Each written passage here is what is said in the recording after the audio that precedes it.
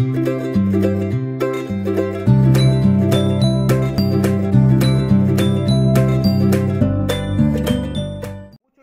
તમારો mathematics expert. તો students, આ વિડીયોમાં આપણે ઉપવલય વિશે ભણવાના છીએ। ઉપવલયને કહેવાય ઇલિપ્સ, ઇંગ્લિશમાં એને કહેવાય ઇલિપ્સ, બરાબર। ઉપવલયનું સમીકરણ x² + y² + b² બરાબર 1 પ્રકારનું હોય, જ્યાં a b કરતા મોટા છે। આકૃતિ તમને સ્ક્રીન પર દેખાય છે, જેમાં આ જે તમને બે થાંભલા દેખાય છે એ નિયામિકા છે, બરાબર ને? હા, એટલે થાંભલા એટલે રેખા છે, હા, નિયમિકા છે। આ જે તમને દેખાય છે એ x અક્ષ એ ઉપવલયનો પ્રધાન અક્ષ છે। આ જે દેખાય છે y અક્ષ એ ઉપવલયનો ગૌણ અક્ષ છે। આ s અને s' એ ઉપવલયની નાભી છે। a b c અને d એ ઉપવલયના શિરોબિંદુઓ છે અને ઉપવલયનું કેન્દ્ર 0 0 છે, બરાબર। તો ઉપવલય ની ડિટેલમાં આપણે માહિતી નેક્સ્ટ પેજમાં લખીએ। તો ઉપવલયનું સમીકરણ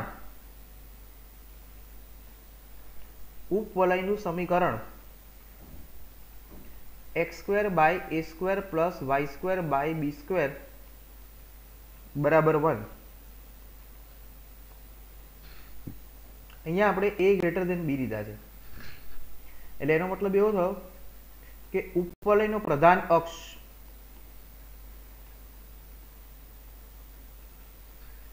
x અક્ષ છે, બરાબર। ઉપવલયનો ગૌણ અક્ષ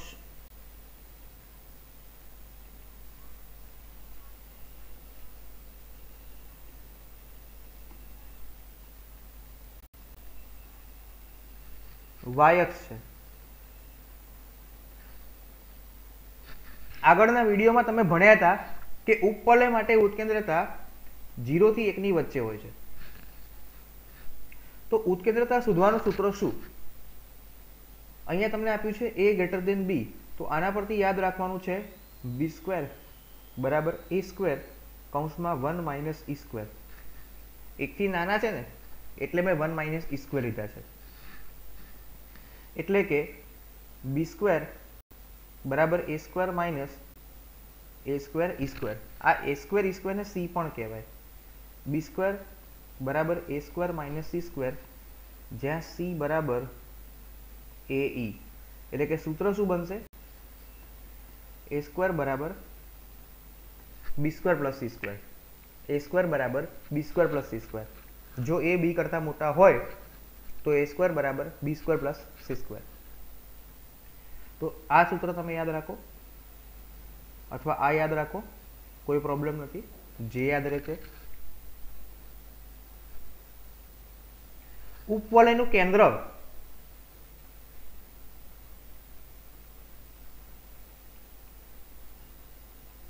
ઝીરો 0 છે। શિરોબિંદુઓ 4 છે। a ના યામ a0, b ના યામ 0b, c ના યામ -a0 અને d ના યામ 0 - b। હવે તમને એમ થાય કે સાહેબ આ યામ કેવી રીતે લખ્યા? તો a તથા c એ x અક્ષ પર છે, એટલે એનો મતલબ કે એનો y યામ 0 થઈ જાય। એ તમે ઉપવલયમાં મૂકી દો, એટલે x² / a² બરાબર 1, એટલે x² બરાબર a², x બરાબર ± a। a છે એ ધન x અક્ષ પર છે અને c છે એ ઋણ x અક્ષ પર છે, એટલે a0 અને -a0, એટલે આ બંને યામ વિશે તમને ખબર પડી ગઈ। હવે b અને d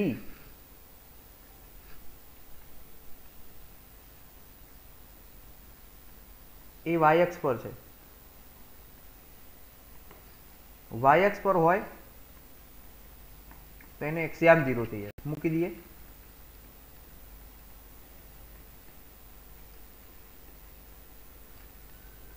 એટલે y બરાબર ± b, ઓકે। b છે એ ધન y અક્ષ પર છે, ડી છે એ ઋણ વાય અક્ષ પર છે એટલે 0b અને 0 માઇનસ બી. બે શિરોબિંદુઓ વચ્ચેનું અંતર લખવું હોય એ ગુણ્યા સી એટલે 2a AC તથા BD બરાબર 2b. ઓકે. નાભીઓના યામ S of A is 0 અને S dash minus A is 0. બે નાભીઓ વચ્ચેનું અંતર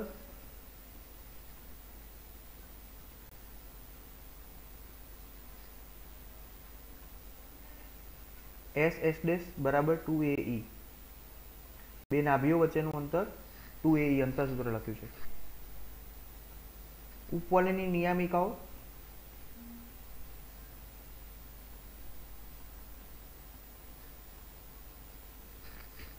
એક આવશે x બરાબર પ્લસ a અપોન e અને x બરાબર માઇનસ a અપોન e એટલે plus or minus a upon e. Right. હવે બે નિયામિકાઓ વચ્ચેનું અંતર પૂછ્યું હોય તો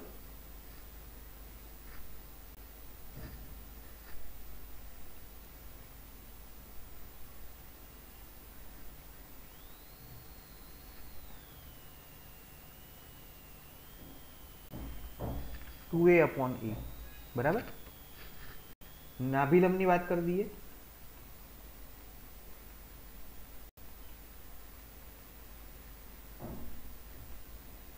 નાભિલંબના અંત્ય બિંદુઓ L1 L2 L3 અને L4 અને નાભિલંબની લંબાઈ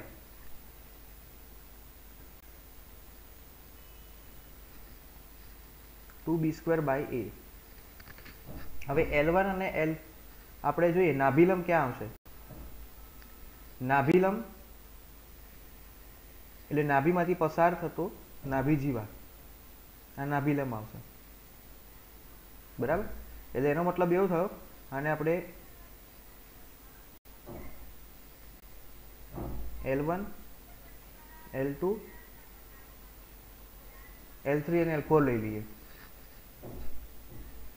તો L1 અને L4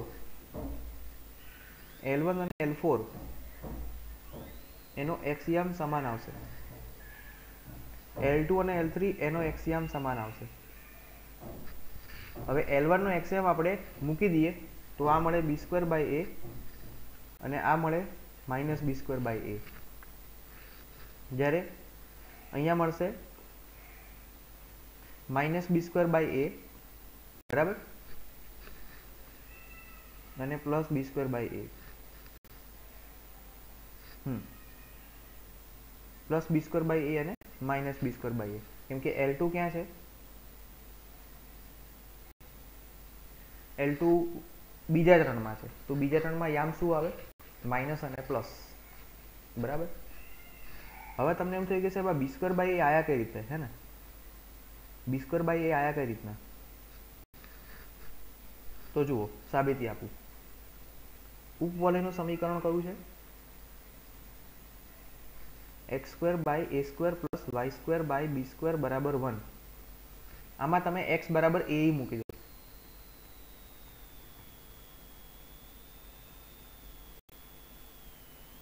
તો a સ્ક્વેર e સ્ક્વેર ભાગ્યા b a સ્ક્વેર ગયા plus y square by b square બરાબર 1.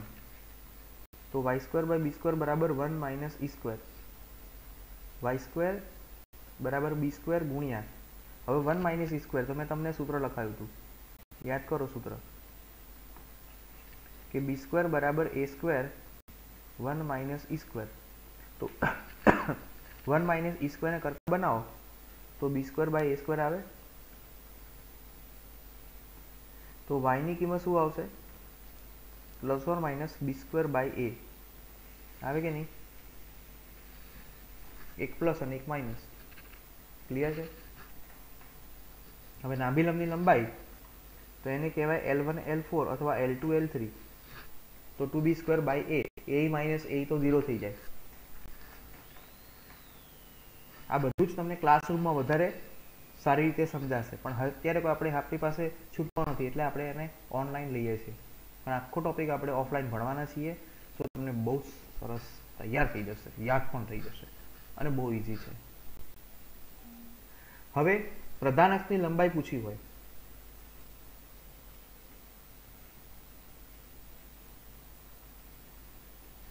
તો 2a આવશે. ગૌણ અક્ષની લંબાઈ પૂછી હોય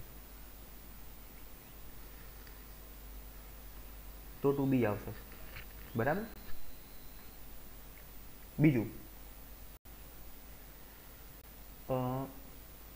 પ્રચળ સમીકરણની વાત કરી દઈએ, જોડે એ પણ લઈ લઈએ. આમાં નથી આપ્યા પણ આપણે જોડે લઈ લઈએ છીએ. x² by a² plus y² by b² બરાબર 1.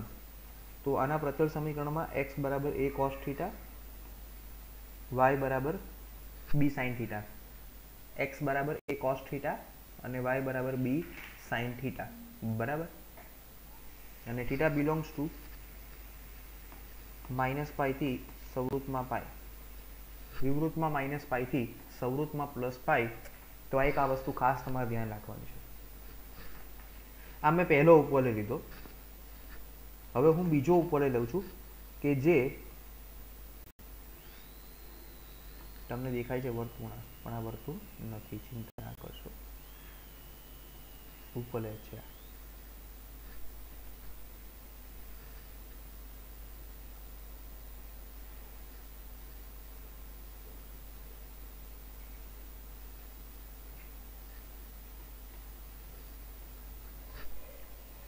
આમાં બે નિયમિકા એની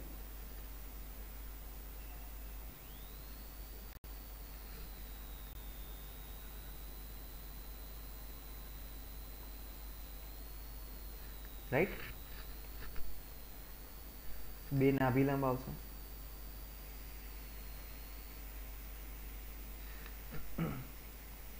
નાભિના યામ 2 આવશે.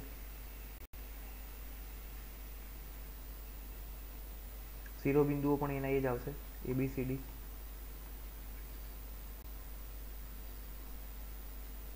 બરાબર. નાભિલંબના અંત્યબિંદુઓ L1, L2, L3 અને L4. આ x અક્ષ.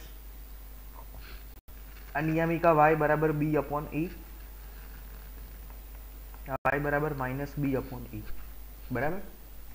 ક્લિયર છે. તો આ કયો ઉપવલય છે? આ ઉપવલય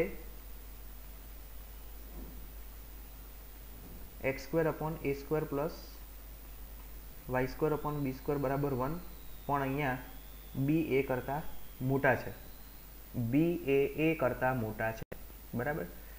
હવે b એ a કરતા મોટા હોય તો શું થશે?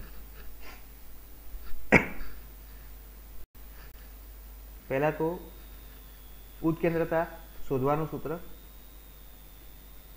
a² બરાબર b² ગુણ્યા 1 માઇનસ e². a² બરાબર b² ગુણ્યા 1 માઇનસ e². જે મોટા હોય ને એ પાછળ, b ગ્રેટર દેન a છે તો એ પાછળથી સ્ટાર્ટ કરવાનું. a² બરાબર b² 1 માઇનસ e². બરાબર. હવે અહીંયા આપણે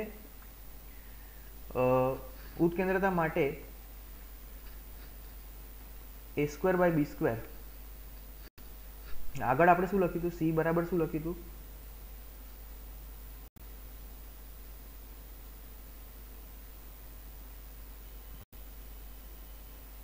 a લખ્યું હતું. રાઈટ. આમાં b મોટા હોય તો c બરાબર b થઈ જાય.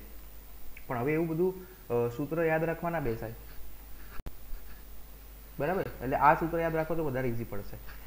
હવે એના પછી આપણે જે લખ્યું હતું પેટર્ન પ્રમાણે જ જઈએ આપણે. પ્રધાન અક્ષ, ગૌણ અક્ષ,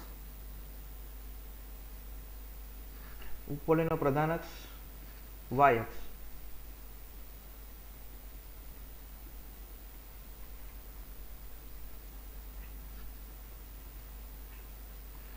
તથા ગૌણ અક્ષ x અક્ષ છે.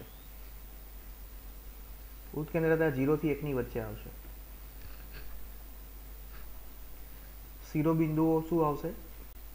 એના એ જ, એના યામ A0, બીના યામ 0B, सीना याम -A0 तथा डी ना याम 0 - B। उपवलयનું કેન્દ્ર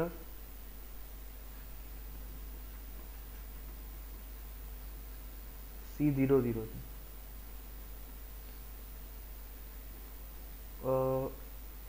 A गुणिया C, AC बराबर 2A तथा BD बराबर 2B।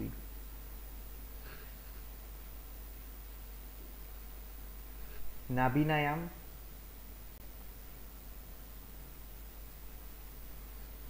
S0BE तथा S' 0 - BE। બે નાભીઓ વચ્ચેનું અંતર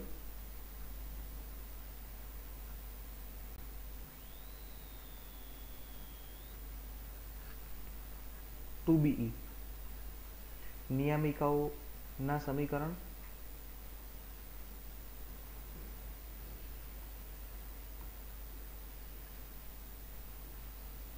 y बराबर ± B/E। બે નિયમિકાઓ વચ્ચેનું અંતર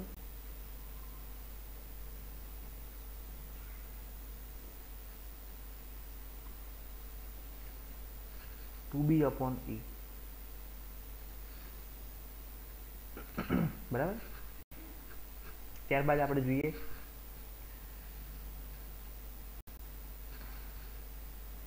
નાભિલંબ ના અંત્ય બિંદુઓ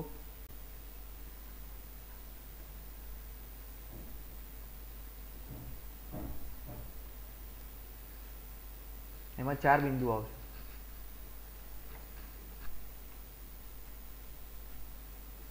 L1, L2, L3 અને L4। L1 અને L2 ને મેં પહેલા અને બીજા ચરણમાં લીધા છે। હવે તમે જુઓ તો આકૃતિમાં ખબર પડશે કે L1 અને L2 એનો વાયામ સમાન આવશે BE,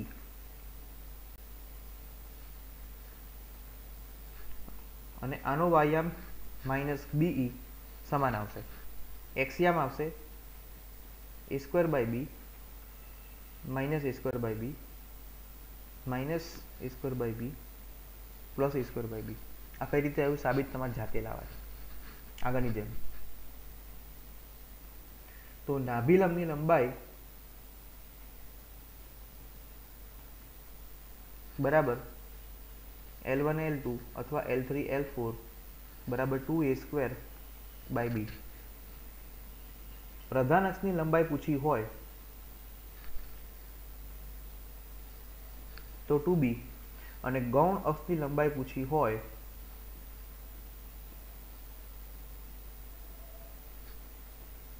तो 2A। ઉપવલયના પ્રચળ સમીકરણ એના જ રહેશે, બદલાશે નહીં। ઓકે,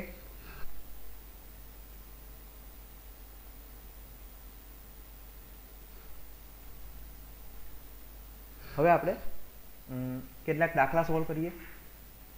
આ થિયરી ભણ્યા પછી 11.3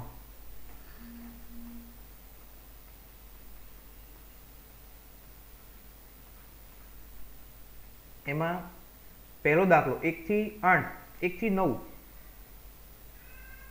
જેમાં તમારે નાભિનાયામ, શિરોબિંદુ, પ્રધાન અક્ષ, ગૌણ અક્ષની લંબાઈ, ઉત્કેન્દ્રતા અને નાભિલંબની લંબાઈ શોધવાની છે। तो पहलू समीकरण आप्યું છે x²/36 y²/16 बराबर 1। ओके, आ समीकरण ने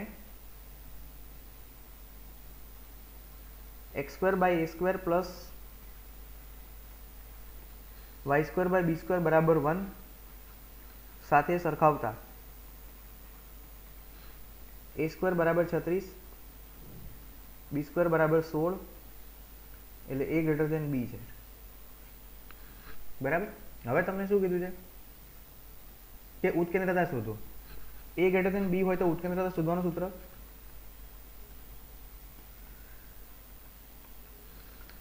b² बराबर a² 1 - e²।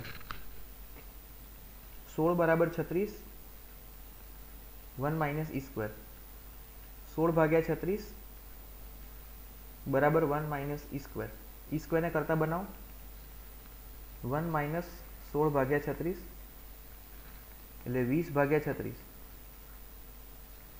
4 पंचा 20 4 9 36 એટલે e ની કિંમત √5 ભાગ્યા 3 આવશે e ની કિંમત √5/3 આવશે જે 0 થી 1 ની વચ્ચે હોવી જોઈએ એટલે વસ્તુ જે પણ જવાબ આવે છે તે સાચો છે ખોટો નથી હવે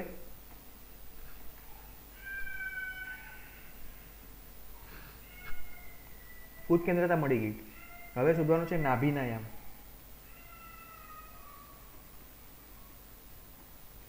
નાભીના યામ છે +or- AE0 હવે આપણે આમ પણ લખી શકીએ C બરાબર AE એ કેટલા હતા 6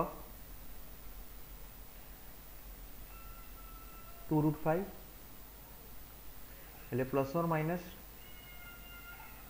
2√50 આને +or- AE0 પણ કહેવાય સોરી +or- C0 પણ કહેવાય એટલે +or- 2√50 અથવા e અને e ની કિંમત સેપરેટ મૂકીને બી કરાય પછી બીજું શું શોધવાનું છે શિરોબિંદુઓ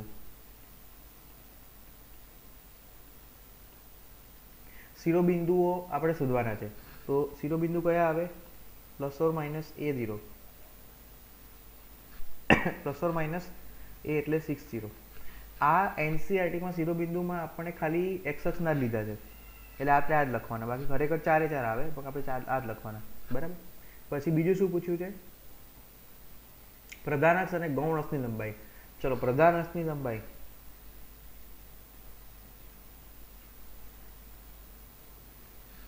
તો 2a અને ગૌણ અક્ષની લંબાઈ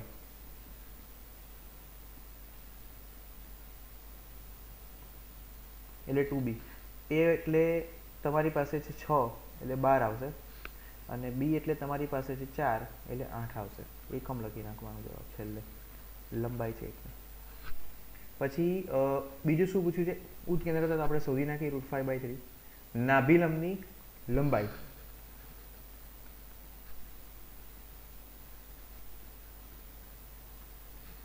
b²/a b² એટલે b² એટલે 16 અને a એટલે 6 16 ભાગ્યા 3 એકમ બરાબર તો આ થઈ વાત આપણે ડિટેલ્સમાં બધી કિંમત શોધી નાખી એક દાખલો પૂરો કર્યો આગળ જઈએ બીજા દાખલા ઉપર બીજો દાખલો છે x² / 4 y² ના છેદમાં 25 બરાબર 1 આ સમીકરણને x²/a² પ્લસ y²/b² બરાબર 1 સાથે સરખાવતા જો આપણે આની સાથે સરખાવી દઈએ તો a² બરાબર 4 આવે અને b² બરાબર 25 આવે એટલે a બરાબર 2 અને b બરાબર 5 હવે તમારે અહીંયા પહેલા તો ઉત્કેન્દ્રતા અહીંયા b મોટા છે b ગ્રેટર ધેન a છે તો સૂત્ર શું આવશે a² બરાબર b² 1 માઇનસ e², 4 बराबर 25, 1 माइनस ई², 4 भाग्या 25 बराबर 1 माइनस ई², એટલે ई² बराबर 1 माइनस 4 भाग्या 25, 21 भाग्या 25, એટલે e ની કિંમત √21 ભાગ્યા 5. ઉત્કેન્દ્રતા હંમેશા ધન હોય એટલે પ્લસ જ આવશે. ઉત્કેન્દ્રતા એટલે અંતર છે, SP બરાબર EPM આપણે જોયું હતું. ઉત્કેન્દ્રતા મળી ગઈ તો હવે તમને અહીંથી નાભીના યામ મળી જશે.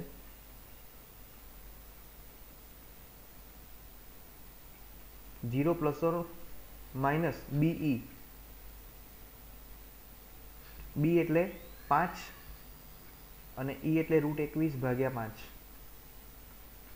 એટલે 0 પ્લસ ઓર માઇનસ √21 બરાબર. પછી શિરોબિંદુઓ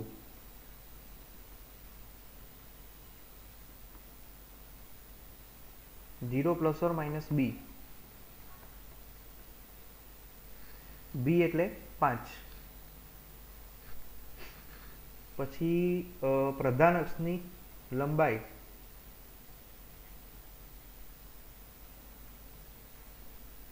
પ્રધાન અક્ષની લંબાઈ 2b અને ગૌણ અક્ષની લંબાઈ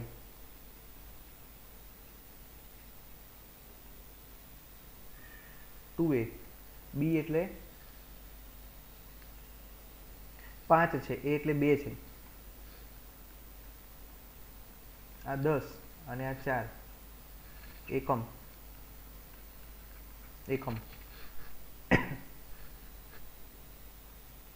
એના પછી બીજું શું પૂછ્યું છે? ઉત્કેન્દ્રતા તો આપણે શોધી નાખી. નાભિનમની લંબાઈ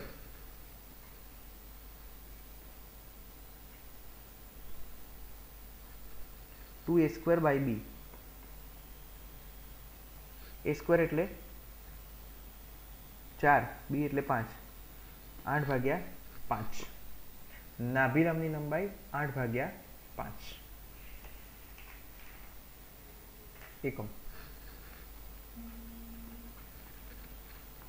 ક્લિયર? ઓકે, સો મળીએ નેક્સ્ટ વિડીયોમાં અને બાકીના દાખલાઓ પૂરા કરીશું.